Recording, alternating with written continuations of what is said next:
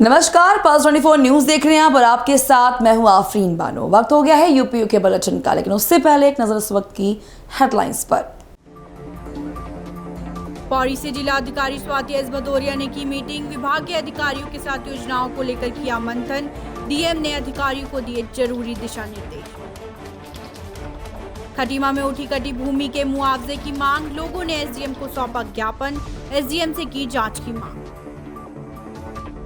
आगरा में पुलिस को मिली बड़ी सफलता, 4 साल की लापता हुई बच्ची को किया बरामद। माता पिता ने पुलिस का जताया आभार। मथुरा में पुलिस और बदमाश के बीच हुई मुठभेड़, घायल हुए बदमाश को पुलिस ने किया गिरफ्तार। आरोपी से अवैध असला और चोरी की बाइक की गई बरामद। अब खबरें विस्तार से।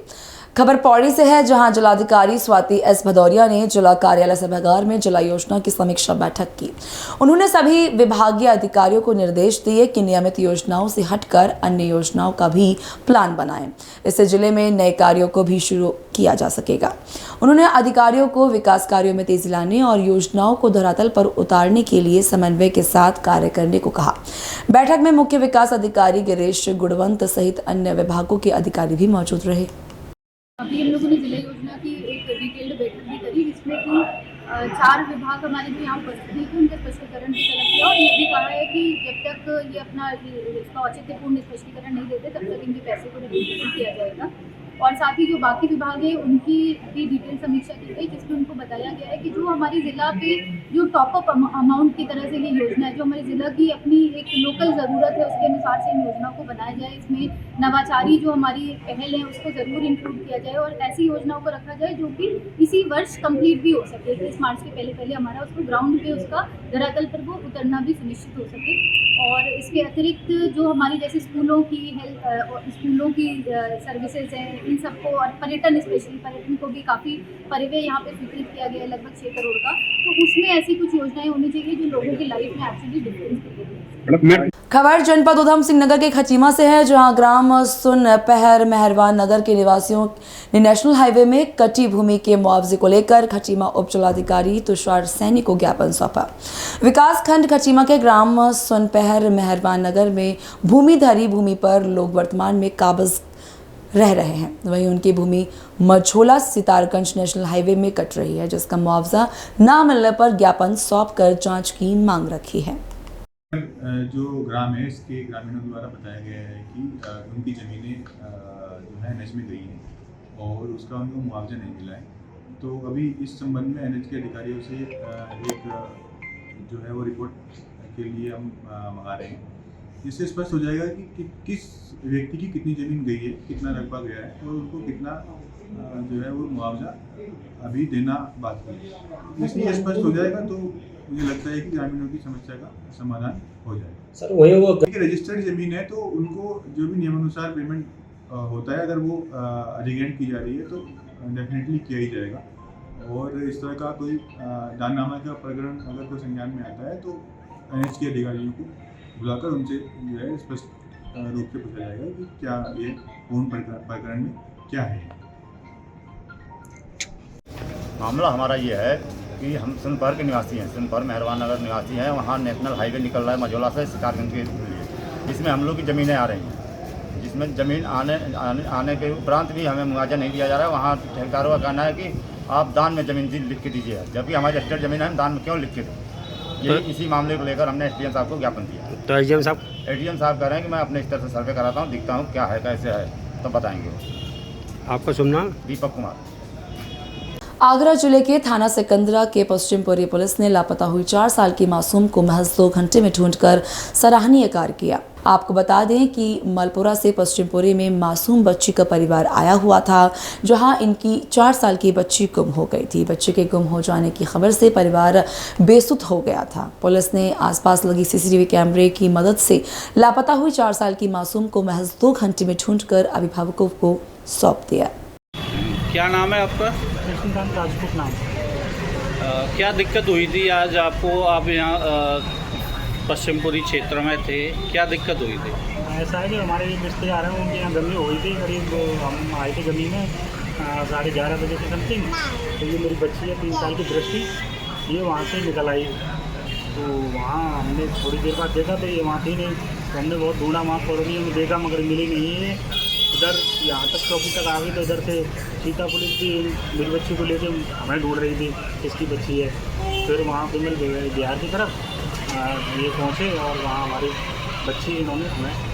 पुलिस की कैसी आपको कैसा लगा पुलिस का? पुलिस का बहुत अच्छा काम था। हम उधर ढूंढ रहे थे तो हमारी बच्ची को लेके खुद ही हमारे पास पहुँच गए। तो बहुत क्या कहना चाहोगे आप पुलिस को? पुलिस के लिए बहुत धन्यवाद, शुक्रिया। उन्होंने बहुत जल्दी मेरी बच्ची को हमारे हवाले कर दिया। कोई अनहोनी होने से पहले हमारी बच्ची हमें मिल गई।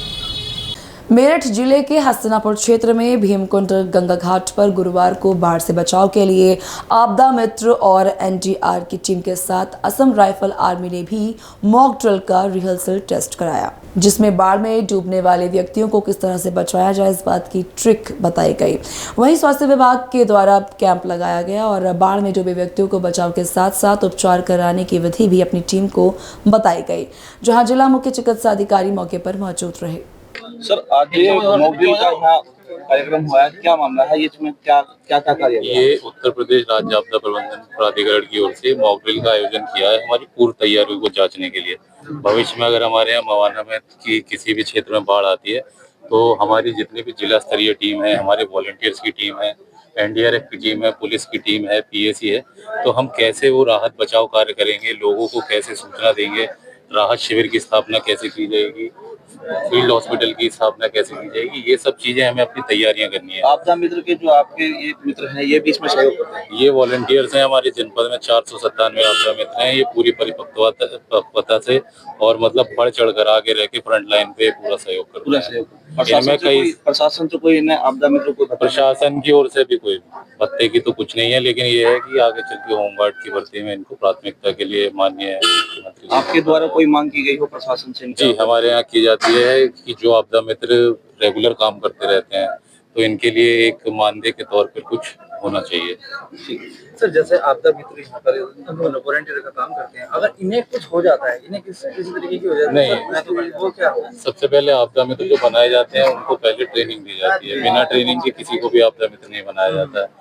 और उनको कुछ हो जाता है इन द सेंस कि अगर आप कहें कि इनको ड्यूटी रद्द किया जाता है और इन्हें कुछ हो जाए तो इसके लिए शासन की ओर से इनका बीमा किया गया है 5-5 लाख रुपए का। अगर इनको ड्यूटी के दौरान कुछ भी होता है तो इनके 5 लाख तक का सरकार के द्वारा इनका बीमा कराया गया है। मतलब कि कोई भी हानि बीमा कराया गया है। इनको किट दी गई है, एक 10,000 की किट दी गई थी। ठीक है, इस किट में सर क्या हो? उस किट में हुआ क्या, मतलब जब भी ये लोग अपना वॉलंटियर करें तब उसका उपयोग कर सकते हैं। टी शर्ट थी, वॉलंटियर वाली किट थी, वॉलंटियर वाली। ठीक है। मेडिकल की आवश्यकता थी, उनको मेडिकल सुविधाएं भी यहाँ पे प्रोवाइड की गई हैं। और अभी एक सूचना ये भी थी कि हमारे यहाँ नाव पे घाट पे ही नाव से डूबने की सूचना प्राप्त हुई, जिसमें कुछ लोग जो है वहाँ पे डूब रहे थे, जिसको तत्काल सूचना प्राप्त होने पे हमारी एनडीआरएफ की टीम और पीएसी टीम ने तत्काल उनको जो है रेस्क्यू कर लिया है। रेस्क्यू करके उनको मेडिकल कैंप पे लाया गया है। साथ ही वहाँ पे उनको आवश्यक जो भी उपचार होता है उसको करके राहत शिविर में उनको शिफ्ट किया गया। जिस प्रकार पहाड़ी क्षेत्रों में लगातार बरसात हो रही है, कितना गंगा जी का जल स्तर है जो बिजनौर बैराज से डिस्चार्ज चल रहा है? अभी तो जो 2 लाख क्यूसेक से ऊपर पानी आता है, तो हमारे यहाँ पे लगभग 40 गाँव हमारे यहाँ डूब जाते हैं और उसमें से 12 गाँव ऐसे हैं जो कि मेरुंड हो जाते हैं, जिसमें चारों तरफ से पानी भर जाता है। सूचना प्राप्त होने के बाद ही साथ ही जैसे ही भीमगौड़ा बैराज जो हरिद्वार में है वहाँ से पानी छोड़ा जाता है तो उसकी भी सूचना हमें लगातार मिलती रहती है और हम पूरी टीम को अलर्ट कर देते हैं। और जो ग्रामवासी हैं वहाँ पे हमारी जो समितियाँ बनी हैं उनके माध्यम से भी हम जन जागरूकता चलाते हैं और उनको अलर्ट करके बाढ़ के संबंध में जो भी उचित कदम है वो हम उठाते हैं। क्या बाढ़ चौकी पे लगातार निगरानी रहेगी या तैनाती रहेगी सर? बाढ़ हमारे यहाँ पे टोटल 6 बाढ़ चौकियाँ स्थापित है और यहाँ भिकुंड में भी एक बाढ़ चौकी स्थापित है। वहाँ पे रेवेन्यू टीम और मेडिकल की टीम, पुलिस की टीम और पीडब्ल्यूडी की टीम, मेडिकल की टीम सारी वहाँ पे उसके एक मेंबर जो है डिप्लॉय किए जाते हैं और वहाँ पे जैसे ही कोई भी सूचना होती है उससे ग्रामवासियों के साथ साथ सभी अधिकारियों को सूचित करते हैं और उसके बाद हम लोग जो भी नेसेसरी एक्शन है उसको लेते हैं। सर, इस मॉक ड्रिल का क्या उद्देश्य है? मॉक ड्रिल का ये उद्देश्य है कि अभी निकट भविष्य में बहुत सारी बारिश हो रही है पहाड़ी क्षेत्रों में, जिसके कारण यहाँ पे भी बाढ़ हमारी आ सकती है। तो इसको एक पूरी ये मॉक ड्रिल का उद्देश्य था कि लोगों को भी जागरूक करें, साथ ही साथ हमारी जो पूरी टीम है, जिला स्तरीय टीम है, साथ ही तहसील की टीम है, वो भी एक्टिवेट रहे और ज़रूरत पड़ने पे तत्काल जो है वहाँ पे पहुँचे। और खबर सहारनपुर से है, जहां सहारनपुर के ग्राम पंचायत देहरी के ग्राम प्रधानपति ने सीधे सहारनपुर पुलिस प्रशासन पर आरोप लगाया है कि पुलिस प्रशासन एक भाजपा विधायक के कहने पर उन पर हुए हमले और तमंचा दिखाकर जान से मारने की धमकी देने वाले आरोपी के खिलाफ कोई कार्रवाई नहीं कर रही है। आपको बता दें कि प्रधानपति को जान से मारने की धमकी दी गई, जिसकी लिखित शिकायत प्रधानपति अमित ने एसपी सिटी सहित थाना सदर बाजार में भी दी, लेकिन आज लगभग एक सप्ताह बीत जाने के बाद भी इसमें कोई कानूनी कार्रवाई नहीं की गई, जिसके चलते कार्रवाई न होने पर प्रधानपति ने आत्महत्या की चेतावनी दी है। जिला गौतम बुद्ध नगर में वांछित शातिर अंतर्राज्यीय बदमाश घटनास्थल कोटवन उमराला मार्ग पर होटल की तरफ से आने वाले नाले की पुलिया के पास से पुलिस मुठभेड़ के दौरान घायल गिरफ्तार हुआ, जिसके कब्जे से असला कारतूस, खोखा कारतूस व चोरी की बाइक बरामद हुई। घायल अभियुक्त को उपचार के लिए सरकारी अस्पताल में भेज दिया गया है। खबर यूपी के हापुड़ से है। आपको बता दें कि गढ़ थाना कोतवाली परिसर में आगामी पर्व श्रावण कावड़ यात्रा, जगन्नाथ यात्रा व मुहर्रम को सकुशल और शांतिपूर्ण तरीके से संपन्न कराने के लिए समस्त एसडीएम, सीओ, इंस्पेक्टर ने अपने अपने सर्किल के थानों पर धर्मगुरुओं और स्थानीय व्यक्तियों के साथ पीस कमेटी की मीटिंग आयोजित कर सांप्रदायिक सौहार्द बनाए रखते हुए त्योहारों को आपसी सद्भाव, शांतिपूर्ण व सौहार्दपूर्ण ढंग से मनाने की अपील की है। खबर हरिद्वार से है, जहां रानीपुर कोतवाली क्षेत्र में कुछ दिन पहले हरिद्वार टिबड़ी वार्ड नंबर 17 की एक बुजुर्ग महिला सुरेश देवी को चोरों ने बहला फुसलाकर अपनी गिरफ्त में लेकर महिला के साथ हाथापाई कर कान के कुंटल और तकरीबन 9 से 10,000 रुपए छीन लिए। महिला को रोड के किनारे चोरों ने धक्का मार दिया, जिससे पीड़ित महिला ने रानीपुर कोतवाली में शिकायत दर्ज कराई, लेकिन अभी तक बुजुर्ग महिला को रानीपुर कोतवाली द्वारा आश्वासन दिया जा रहा है।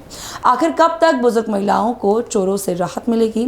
आखिर कब की जाएगी रानीपुर कोतवाली द्वारा ऐसे चोरों पर सख्त कार्रवाई? ये अपने आप में बड़ा सवाल है। क्या मामला था मनोज भैया? मामला तो जैसा कि सभी को के संज्ञान में है, रानीपुर कोतवाली के संज्ञान में भी है मामला।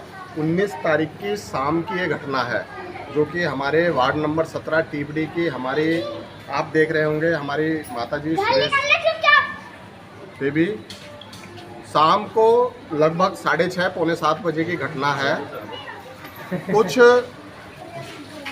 जिस तरीके से इनके साथ लूटपाट हुई है, रुमाल में किसी प्रकार का कोई दिया था मेरे को, केमिकल सुंघाकर, और फिर इनके बाद इनके सोने के कुंडल और इनके पास जो नगद पैसा था उसे लूटने का काम उन्होंने किया।